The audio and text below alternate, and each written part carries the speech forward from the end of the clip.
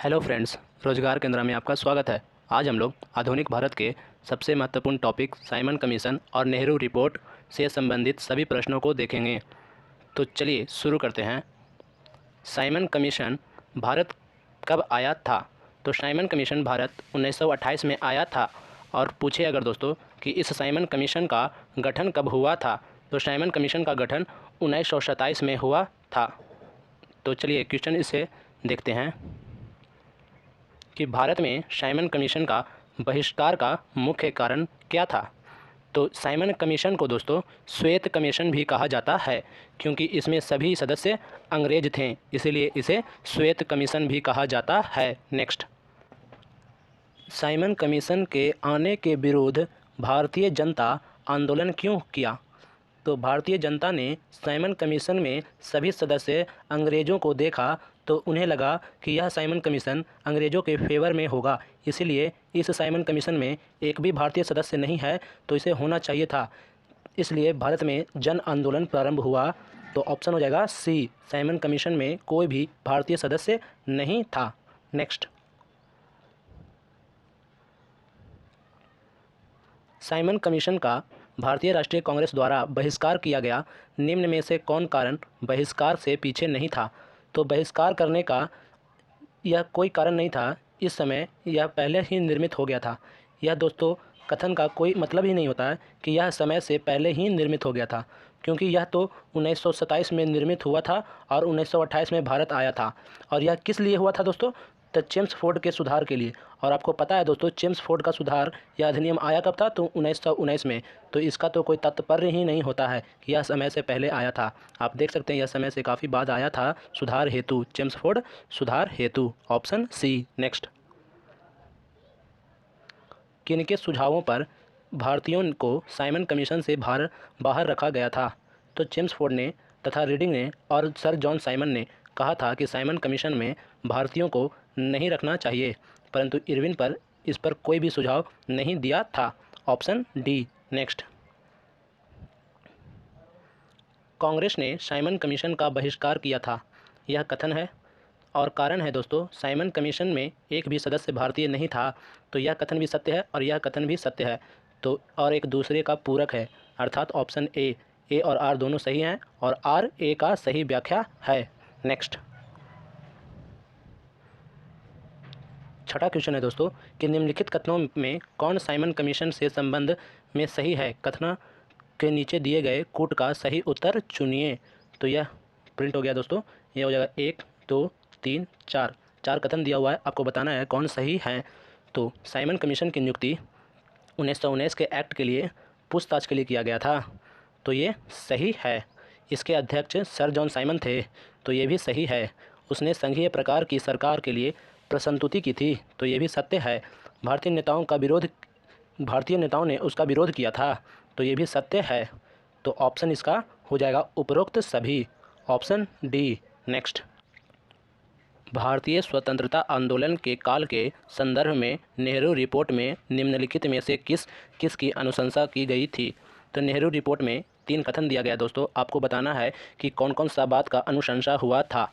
तो क्या नेहरू रिपोर्ट में भारत के लिए पूर्ण स्वतंत्रता का मांग उठा था? तो ये असत्य है। अल्पसंख्यकों के हितों हेतु आरक्षित स्थानों के लिए संयुक्त निर्वाचन क्षेत्र का मांग उठा था, तो ये सत्य है। क्या संविधान में भारतीयों के लिए मौलिक अधिकार का प्रावधान निम्नलिखित कूटों के आधार पर किया गया था? तो ये भी कथन सत्य है। तो कथन 2 और 3 सत्य हैं और 1 गलत है, option B. Next, Nehru report के संदर्भ में निम्नलिखित कथनों पर विचार करें। 2 कथन दिया हुआ है दोस्तों, उसे में देखना है कि नेहरू के रिपोर्ट में कौन सा कथन का उपयोग हुआ था।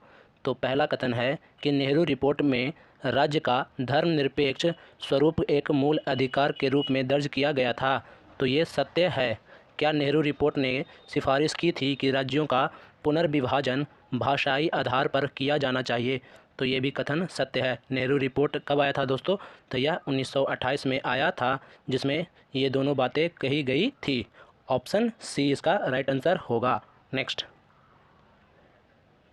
निम्नलिखित में से कौन सी नेहरू रिपोर्ट की अनुशंसा नहीं थी? तो नेहरू रिपोर्ट ने डोमिनियन दर्जा का मांग किया था। आपको पता होगा दोस्तों, डोमिनियन का अर्थ होता है हिंदुस्तान और पाकिस्तान दोनों का मांग, क्या नेहरू रिपोर्ट में पृथक निर्वाचक मंडल का मांग हुआ था? तो ये गलत है। यह पृथक निर्वाचक मंडल 1909 के मार्ले मिंटो सुधार में किया गया था। क्या नेहरू रिपोर्ट में एकात्मक और लोकतंत्रीय केंद्र था? तो ये सत्य है। क्या नेहरू रिपोर्ट में वयस्क मताधिकार का वर्णन था? तो ये भी सत्य है। Option B. Next, Simon commission Bharat किस वर्ष आया था? तो साइमन कमीशन का गठन दोस्तों 1927 में हुआ था और यह भारत एक साल बाद 1928 में आया था। Option B. नेक्स्ट, साइमन आयोग नियुक्त कब हुआ था? तो साइमन आयोग की नियुक्ति 1927 में बर्किनहेड, किसने किया था दोस्तों? तो बर्किनहेड ने, इन्होंने 1927 में साइमन कमीशन का नियुक्ति किया था। Option B. Next, Simon commission पहली बार भारत आया था। तो यह क्वेश्चन रिपीट है दोस्तों, आप एक ही क्वेश्चन कितने तरीक़ों से पूछा गया है देख सकते हैं। तो भारत में साइमन कमीशन 1928 में आया था। Option B. नेक्स्ट, निम्नलिखित में साइमन कमीशन के सदस्यों में कौन उदारवादी था? तो उदारवादी में सर जॉन साइमन थे। Option A. और आपको पता होगा कि सर जॉन साइमन ही साइमन कमीशन के अध्यक्ष थे। नेक्स्ट, निम्नलिखित में से कौन मोतीलाल नेहरू समिति का सदस्य नहीं था? तो मोतीलाल नेहरू का सदस्य अरविंद घोष नहीं थे। Option D. नेक्स्ट, एक सर्वदलीय सम्मेलन ने एक उप समिति की नियुक्ति की जिसमें अली इमाम, तेज बहादुर सप्रू और सुभाष चंद्र बोस थे। इस उप समिति का अध्यक्षता कौन कर रहा था? तो इस उप समिति के अध्यक्षता मोतीलाल नेहरू कर रहे थे। यह उप समिति कब हुआ था दोस्तों? तो 1928 में। नेक्स्ट, नेहरू रिपोर्ट किसने तैयार की थी? तो आपको पता होना चाहिए कि नेहरू रिपोर्ट को पंडित जवाहरलाल नेहरू के पिता मोतीलाल नेहरू ने तैयार किया था। Option A. Next, Nehru report का संबंध है? तो नेहरू रिपोर्ट मोतीलाल नेहरू से संबंधित है क्योंकि इन्होंने ही सन 1928 में पेश किया था। नेक्स्ट, निम्नलिखित में से किसने सर्वप्रथम भारत के लिए औपनिवेशिक स्वराज की मांग की थी? तो औपनिवेशिक स्वराज की मांग तेज बहादुर सप्रू और जयकर ने किया था। Option C. नेक्स्ट, दो कथन है दोस्तों, कहा गया है साइमन कमीशन की सिफारिशों के संदर्भ में निम्नलिखित कथनों में कौन एक सही है? तो क्या साइमन कमीशन में प्रांतों में द्वैध शासन के उत्तरदायी सरकार द्वारा प्रतिस्थापित करने की संस्तुति की थी? तो ये सत्य है। क्या साइमन कमीशन में गृह विभाग के अधीन अंतर प्रांतीय परिषद स्थापित करने का सुझाव दिया था? तो ये असत्य है। ऑप्शन ए इसका राइट आंसर होगा। नेक्स्ट, कांग्रेस दल की उग्र शाखा ने, जिसके एक प्रमुख नेता जवाहरलाल नेहरू थे, इंडिपेंडेंट फॉर इंडिया लीग की स्थापना की थी। वह लीग किसके विरोध में स्थापित हुआ था? तो वह नेहरू रिपोर्ट के विरोध में स्थापित हुआ था। Option C. नेक्स्ट, भारतीय स्वतंत्रता संग्राम के काल के संदर्भ में निम्नलिखित स्टैट्यूटरी कमीशन को आमतौर पर किस नाम से जाना जाता है? तो भारतीय स्वतंत्रता संग्राम काल के इंडियन स्टैट्यूटरी कमीशन को साइमन कमीशन के नाम से भी जाना जाता है और इसे ही श्वेत कमीशन के नाम से भी जाना जाता है। नेक्स्ट, किसने कहा था मेरी पीठ पर किया गया प्रत्येक प्रहार ब्रिटिश साम्राज्य के कफन में एक कील सिद्ध होगा? तो यह लाला लाजपत राय ने कहा था कि मेरी पीठ पर किया गया हर एक प्रहार या तो प्रत्येक लाठी ब्रिटिश साम्राज्य के कफन में एक कील सिद्ध होगा। Option A. Next,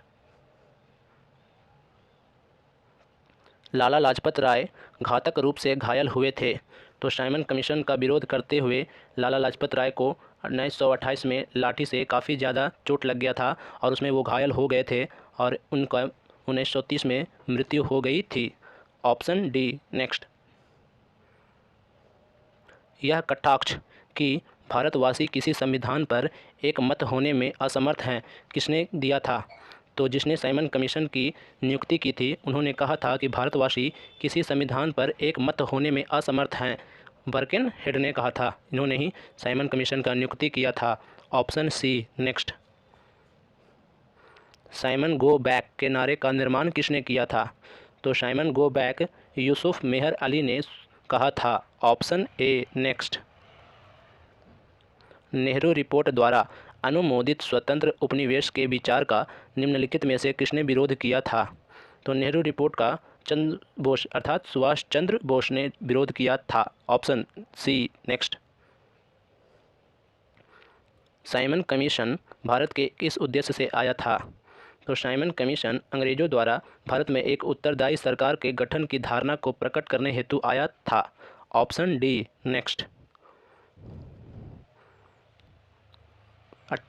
last question है दोस्तों, फरवरी 1928 में आयोजित सर्वदलीय सम्मेलन के अध्यक्ष कौन थे?